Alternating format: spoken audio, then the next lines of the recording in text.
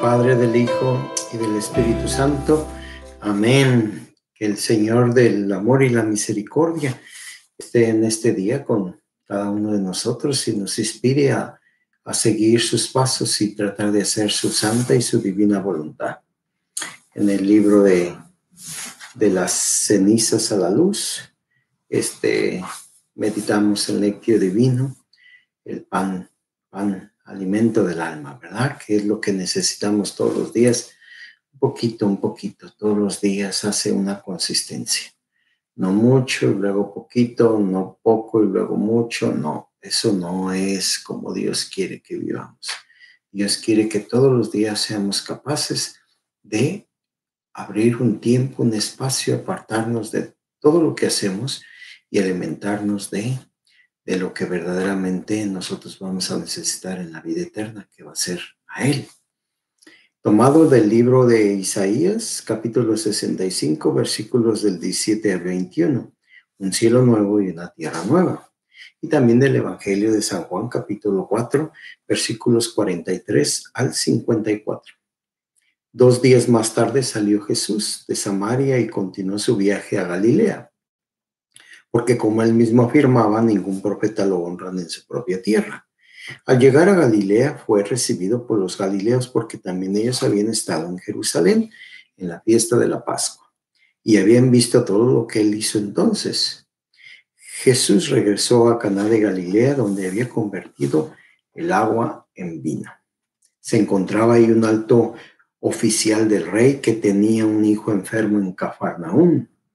Cuando este oficial supo que Jesús había llegado de Judea a Galilea, fue a verle y le rogó que bajase a su casa a sanar a su hijo que se encontraba muriendo. Jesús le contestó: no creeréis si no veis señales y milagros. Pero el oficial insistió: Señor, ven pronto antes que mi hijo muera. Jesús le dijo entonces: vuelve a tu casa, tu hijo vive. El hombre creyó lo que Jesús le había dicho y se fue. Mientras regresaba a casa, sus criados salieron a su encuentro y le dijeron: tu hijo vive. Les preguntó a qué hora había comenzado a sentirse mejor su hijo y le contestaron: ayer a la 1 de la tarde se le quitó la fiebre. El padre se dio cuenta entonces de que esa misma hora le había dicho Jesús: tu hijo vive. Y él y toda su familia creyeron en Jesús. Esta fue la segunda señal milagrosa hecha por Jesús al volver de Judea a Galilea. Palabra del Señor. Como preparación, la alegría que nos transmitía la celebración del domingo cuarto de Cuaresma, es decir, el día de ayer, continúa todavía en este día. Así dice el Señor en el texto del libro de Isaías que hoy se proclama: mirad, voy a transformar a Jerusalén en alegría y su pueblo en gozo. Me alegraré de Jerusalén y me gozaré de mi pueblo, y ya no se oirán en ella gemidos ni llantos. La lectura que acabo de leerles a ustedes, el Evangelio de San Juan, dice que hace eco a este espíritu que habla Isaías. Jesús se encuentra en Caná de Galilea, donde ya había convertido efectivamente el agua en vino. Fue su primer signo, su primera señal milagrosa, y esa fue para que sus discípulos creyeran en él. El mismo San Juan lo dice.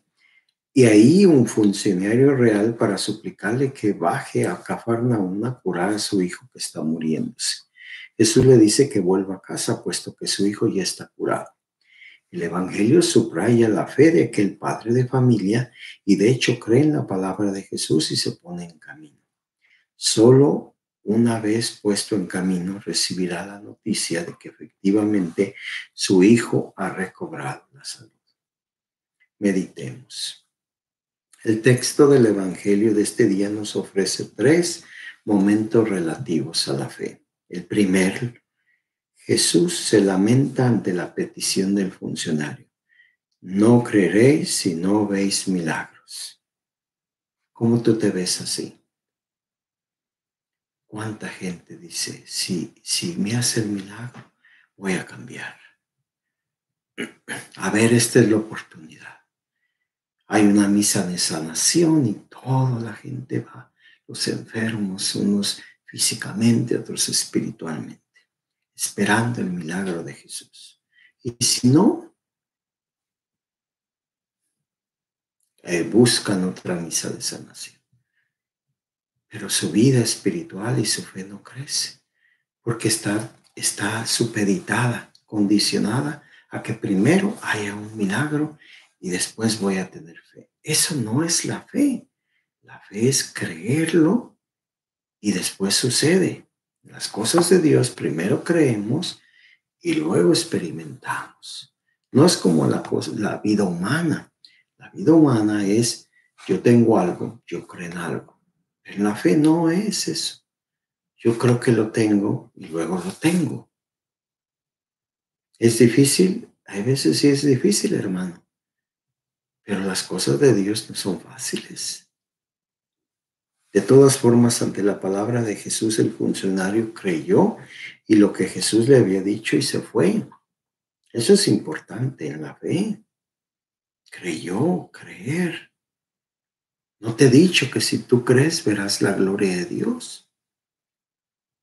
Jesús se lo dice a Marta, a María, si tú crees verás la gloria de Dios.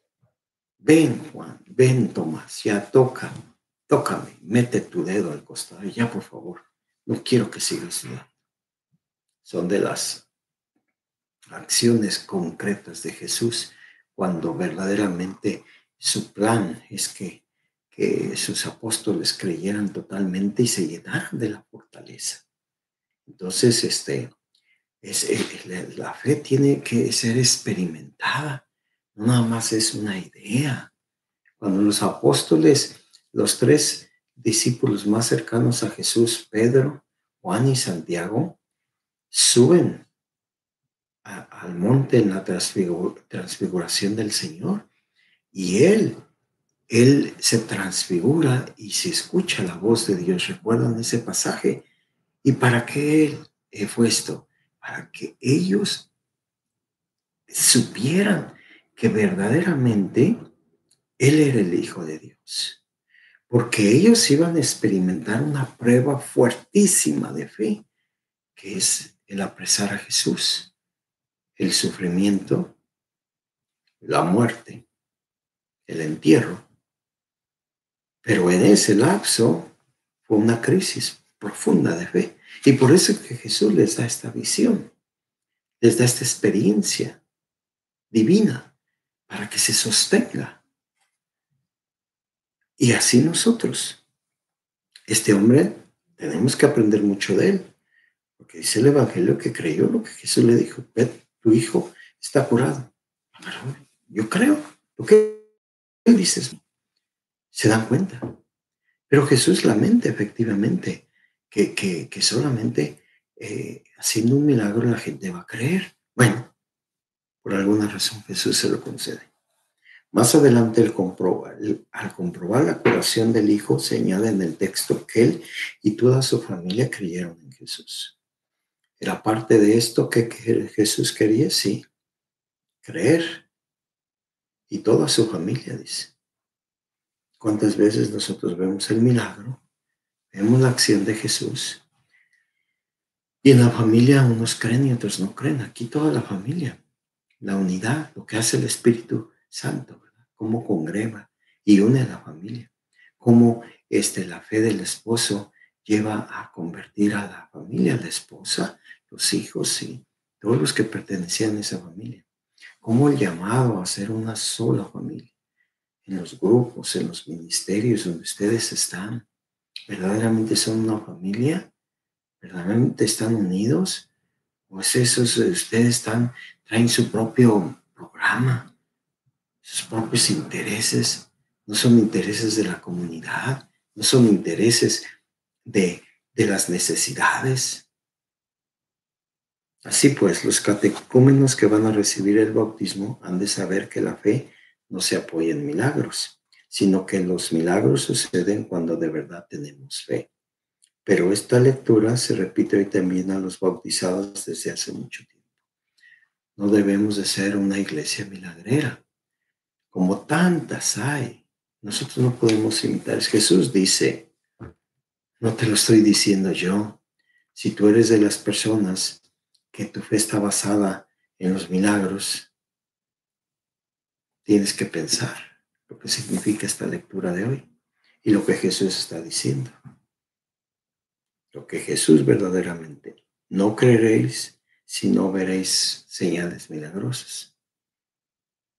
Y si no se te da, como les dice a los fariseos, ¿a quién no se les va a dar? La única que se les dio fue la de Jonás en Nínive.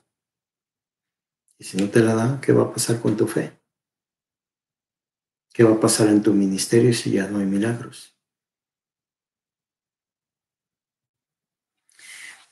Oremos. Padre de los cielos, te damos gracias por el don de la fe.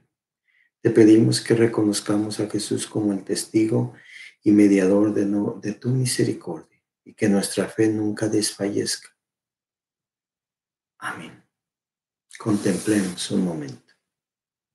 Hoy contemplamos en primer lugar la ansiedad de un padre de familia que se acerca confiadamente hasta Jesús. Podemos ver en él las necesidades de toda la humanidad y también la angustia de tantos padres de familia que con razón se preocupan por la suerte de sus hijos. Por otra parte, contemplamos la compasión de Jesús. La sobriedad de sus gestos y sus palabras se contrapone a la espectacularidad, a lo que acostumbra la sociedad en la que vivimos y nos movemos. Sin embargo, en Jesús se encuentra la salvación y la vida. En este día nos preguntamos qué familias de nuestro entorno están pasando por momentos de angustia y ansiedad ante el riesgo que corre la vida, la salud y la integridad moral de sus hijos. Seguramente podemos hacer algo por ellos de una forma personal e institucional. Tenemos que seguirnos preocupando por los demás y ocupando. ¿Qué podemos hacer por nuestros hijos? Pues a nivel personal, orar mucho, amarlos mucho y no dejar de perseverar. Y a nivel institucional, apoyar a la iglesia para que la iglesia tenga recursos y así haya ministerio de jóvenes en cada parroquia. Que el Señor les bendiga, el Padre, el Hijo y el Espíritu Santo. Amén.